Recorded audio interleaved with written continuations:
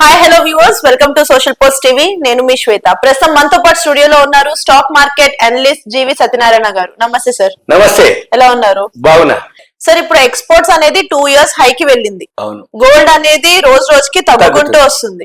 అలా అని foreign currency కూడా వస్తుంది. అసలు ఈ షేర్ మార్కెట్ లో ఏం జరుగుతుంది అంటారు? రైట్. ఇప్పుడు షేర్ మార్కెట్ లో అంటే ఈ వీడియో చూసేవాళ్ళు ఒక్క షేర్ మార్కెట్ లో రోజు పెరిగింది తగ్గింది, నేను కొనుక్కున్నా పెరిగింది, నేను కొన్నా తగ్గింది, ఇట్లా ఇది కాదు. అసలు షేర్ మార్కెట్ లో ఏమేమి ఇంపాక్ట్ అవుతాయి ఆ న్యూస్ షేర్ మార్కెట్ పెరగడానికి. అంటే షేర్ మార్కెట్ లోకి వద్దామని అనుకున్నావు, పెట్టుబడి పెడదాం అనుకున్నావు, కనీసం దానికి సంబంధించిన నాలెడ్జ్ గాని, దానికి సంబంధించిన ఇన్ఫర్మేషన్ గాని, దానికి సంబంధించిన అవగాహన అంటే షేర్ మార్కెట్ రిలేటెడ్ ఏదైతే ఉందో అవి మనం తెలుసుకోవాలి. ఎందుకంటే నాకు తెలియదు, నాకెవరు చెప్పరు అట్లా కాదు. ఎందుకోసం అంటే ఏదైతే షేర్ మార్కెట్ ఉందో ఇది గుడ్డిగా చేసేది కాదు బిజినెస్. ఇది ఒక నాలెడ్జ్ తో కూడుకున్నటువంటి, కానీ ఆ నాలెడ్జ్ ఎవరో ఒకరికి చెప్పే బదులు మనకంటూ కొంత ఐడియా ఉండాలి. ఈ వీడియో ఎవరైతే చూస్తారో వాళ్ళందరూ ఏం చేయాలి అంటే మన వీడియోలు కనుక అంటే ఇప్పుడు ఈ వీడియోలో మనం ఏం చెప్తున్నాం, ఎక్స్పోర్ట్స్ గురించి డిస్కస్ చేస్తున్నాం. ఎక్స్పోర్ట్స్ ఏవైతే ఉన్నాయో 2 years హైక్ వచ్చింది. ఎప్పుడైతే 2 years హైక్ ఎక్స్పోర్ట్స్ జరిగినాయో మరి ఎక్స్పోర్ట్స్ జరిగినప్పుడు ఫారిన్ కరెన్సీ మనకు రావడం జరుగుతుంది. దాంతో పాటు ఏమి ఎక్స్పోర్ట్ జరుగుతున్నాయి, మరి మన దగ్గర ఏమి ఎక్స్పోర్ట్ జరిగితే వేటికి ధరలు పెరుగుతున్నాయి, ఇంపోర్ట్ ఏవైతే జరుగుతున్నాయో మరి అవి కూడా ఎందుకు పెరుగుతున్నాయి, అవి ఎందుకు తగ్గుతున్నాయి, ఇవి మనం గమనించాలి. ఈ ఎక్స్పోర్ట్స్ ఏవైతే ఉందో అంటే మనం జనరల్ గా మనకి ప్రతి నెల డేటా వస్తుంది. Inflation data, export data, foreign currency data. ఈ డేటాలన్నీ కూడా మనం ఏం చేయాలంటే ఇంకా ఒకప్పుడు అంటే అంతకుముందు షేర్ మార్కెట్ రిలేటెడ్ ఎక్కువ శాతం దీనికి దూరంగా ఉండటానికి కూడా అదొక రీజన్. ఈ షేర్ మార్కెట్ రిలేటెడ్ ఏవైతే ఉంటాయో అదంతా కూడా ఓన్లీ ఇంగ్లీషు, హిందీ, గుజరాతీ ఆ లాంగ్వేజెస్ లోనే ఉండేది. ఈ మధ్య కాలంలో లేటెస్ట్ అన్ని లాంగ్వేజెస్ కి వచ్చేసినాయి. అంటే మన మాతృభాషలోనే మనకి అవైలబుల్ ఉంటుంది ఏది దానికి సంబంధించినటువంటి న్యూస్.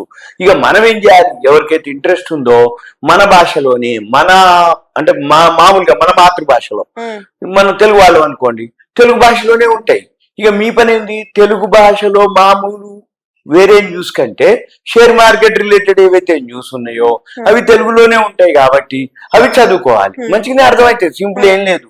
ఆ తెలుగులో ఉండి ఏమేం జరుగుతుంది చదువుతూ ఉంటే 1-2 సార్లు ఫస్ట్ అయితే ఇంట్రెస్ట్ లేదు నాకు, నేను పేపర్ చదవను, న్యూస్ చూడను అనక్కర్లే.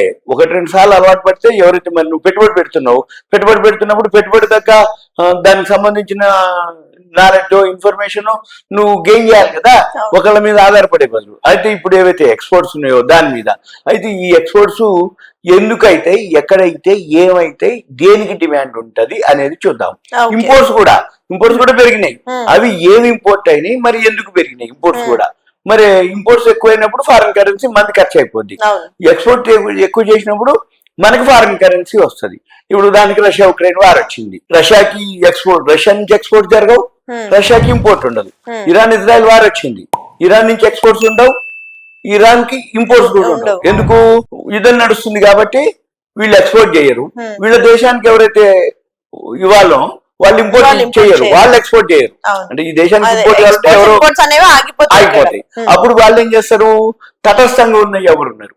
ఇప్పుడు రష్యా ఉక్రెయిన్ కి మనం ఫేవర్, ఇరాన్ ఇజ్రాయెల్ కి మనం ఏం లేదు. ఇంకో దగ్గర బంగ్లాదేశ్, ఇంకో దగ్గర ఎక్కడో ఒక దగ్గర జియో పొలిటికల్ వారో లేకపోతే ఇంకేదన్నా ప్రాబ్లం ఉంది, మనకేం లేదు.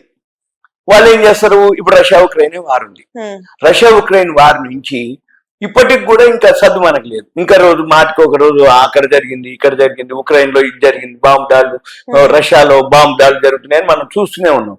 అంటే ఏంది, యుద్ధం ఆగిపోలేదు, ఆగిందని అంటారు, ఆగలేదు.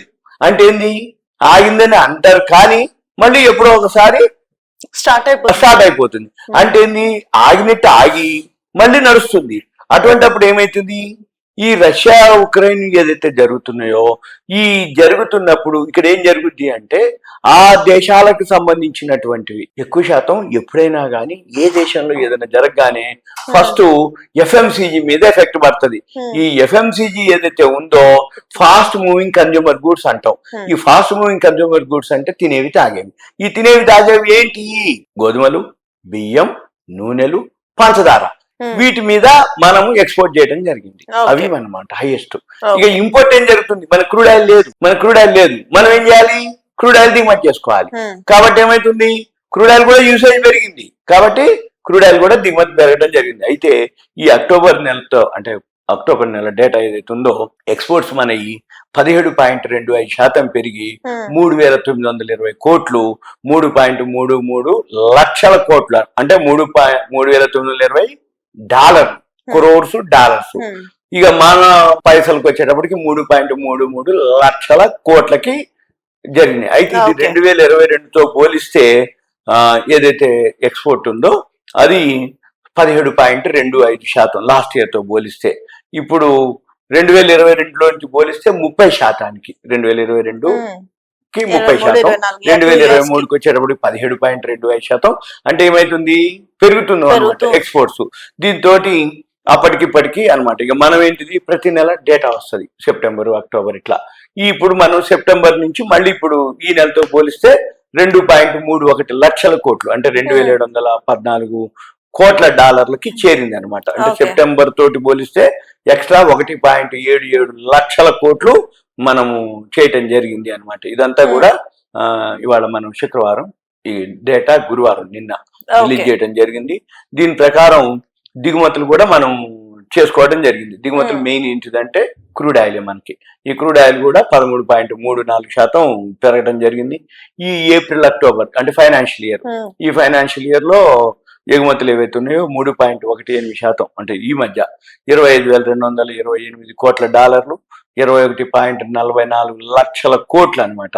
ఇవన్నీ మళ్ళీ దిగుమతులు వచ్చి 5.77% పెరిగింది, 41,693 కోట్ల డాలర్లు, 35.44 లక్షల కోట్లు అనమాట. ఇదంతా మళ్ళీ దీంతో పాటు వాణిజ్య లోటు అంటుంది, సర్వీసెస్ ఏవైతే ఉన్నాయో సర్వీసెస్ బాగా మంది పెరగటం జరిగింది ఎగుమతులు. ఏది ఇప్పుడు సాఫ్ట్వేర్ ఏవైతే ఉన్నాయో అవన్నీ కూడా. తర్వాత క్రూడ్ ఆయిల్ లాస్ట్ మంత్ కూడా మనం బాగా దిగుమతి చేసుకోవడం జరిగింది. దీంతో పాటు ఎక్స్పోర్ట్స్ వచ్చి మనకి ఇంజనీరింగ్ వచ్చి 39.37%, ఇంజనీరింగ్ లో ఎక్స్పోర్ట్స్, ఎలక్ట్రానిక్స్ లో 45.7% ఇవి పెరిగినాయి. ఉత్పత్తులు పెట్రోల్ మాత్రమే అదొకటే మనకి ఎగుమతులు ఉండవు, దిగుమతులు ఉన్నాయి. ఇది మనం అయితే మన ఈ వీడియో ఎవరైతే చూస్తారో ఇదంతా ఇన్ఫర్మేషన్, ఎడ్యుకేషన్, నాలెడ్జ్ పర్పస్ మాత్రమే. ఇవన్నీ మీరు తెలుసుకుంటే రాబోయే రోజుల్లో మీరు షేర్ మార్కెట్ మీద అవగాహన ఉండింది అనుకో, ప్యానిక్ అవటం, టెంప్ట్ అవటం అట్లా లేకుండా బిజినెస్ పరంగానే చెయ్యాలి అనేది నా ఉద్దేశం. Thank you so much. Thank you. So చూసారు కదండి, ఈ వీడియో కనుక మీకు నచ్చినట్లయితే వీడియో లైక్, కామెంట్, షేర్ చేసేయండి. ఇలాంటి మరిన్ని ఇంట్రెస్టింగ్ వీడియోస్ కోసం మా ఛానల్ ని సబ్స్క్రైబ్ చేసేయండి.